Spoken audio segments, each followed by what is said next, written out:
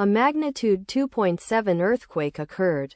Central Alaska. 100 kilometers SE of Healy, United States, or 248 kilometers NNE of Anchorage, United States. On Saturday, the 26th of July 2025, at 4 hours 1 minute and 15 seconds local time, the quake had a depth of 10 kilometers and was not felt, or at least not reported so.